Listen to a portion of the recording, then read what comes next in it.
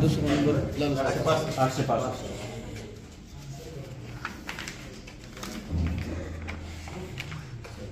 दादा फक्त असं दादा बोट आज महाराष्ट्र विधानसभेच्या सार्वत्रिक निवडणुकीसाठी मतदान होत आहे। माझी सर्व मतदार बंधू भगिनींना विनंती आहे की आपण ही मतदानाचा हक्क बजावून महाराष्ट्रात सुदृढ लोकशाही आणण्यासाठी मतदान करावं। धन्यवाद।